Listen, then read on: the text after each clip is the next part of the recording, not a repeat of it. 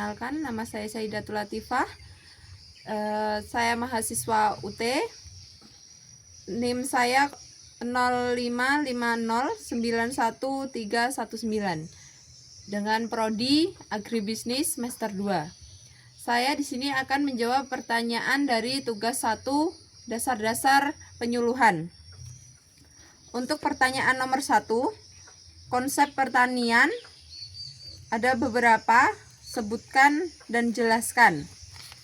Oke, konsep pertanian ada 6. Yang pertama, pertanian subsisten. Yang kedua, pertanian komersial. Yang ketiga, pertanian organik. Yang keempat, pertanian berlanjut. Yang kelima, pertanian regeneratif. Yang keenam, pertanian terpadu. Untuk penjelasan konsep-konsep pertanian, pertanian subsisten. Pertanian yang bertujuan untuk memenuhi kebutuhan pangan sendiri dan keluarga. Hasilnya tidak dijual secara komersial dan hanya dimanfaatkan secara pribadi. 2. Pertanian komersial. Pertanian yang bertujuan untuk dijual atau diekspor. Konsep jenis ini biasanya menggunakan teknologi modern untuk meningkatkan hasil produksi. Contohnya pada perkebunan kelapa sawit dan kopi. Pertanian organik. Pertanian yang dilakukan tanpa menggunakan bahan kimia sintetis seperti pestisida dan pupuk kimia. Fokusnya adalah pada kelestarian lingkungan dan kesehatan serta menggunakan prinsip-prinsip ekologi. Selanjutnya, pertanian berlanjut. Konsep pembangunan pertanian yang tidak hanya berfokus pada produksi, tetapi juga mempertimbangkan aspek-aspek ekonomi, sosial, dan lingkungan untuk berlangsung jangka panjang. Selanjutnya, untuk pertanian regeneratif. Jenis-jenis pertanian yang lebih fokus pada perbaikan dan peningkatan kualitas ekosistem, terutama tanah.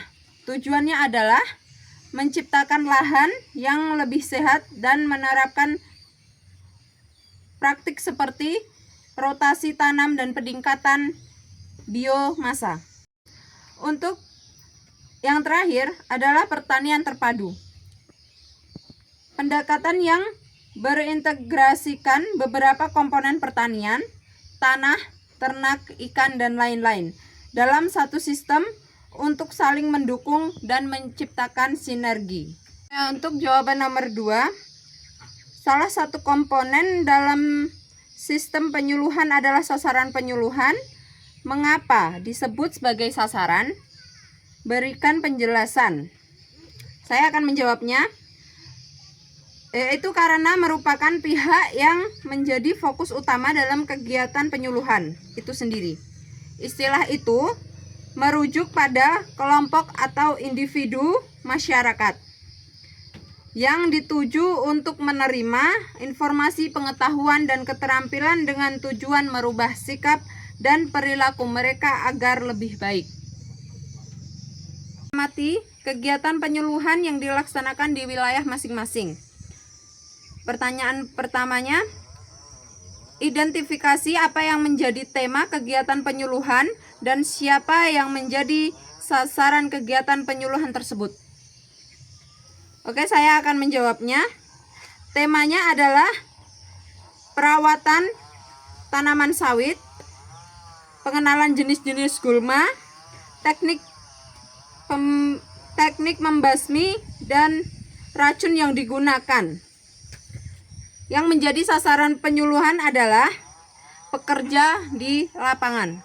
Untuk pertanyaan nomor 3, ini yang kedua, bagaimana karakteristik sasarannya? Oke, dari pengamatan saya, karakteristik sasaran penyuluhan ini adalah para pekerja dari desa yang mayoritasnya berpendidikan SD sampai SMP, yang dibentuk khusus untuk membasmi gulma yang merugikan sawit. Yang ketiga, dari nomor 3, bagaimana deskripsi kelompok tani dan organisasi?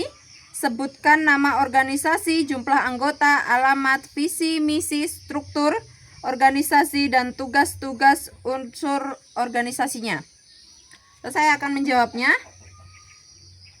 Untuk yang ketiga, meskipun mereka para pekerja, tetapi di rumah masing-masing memiliki lahan pribadi. Jadi, bergabung di grup semprot di PT dapat menambah wawasan mereka perihal cara mengatasi gulma pada sawit.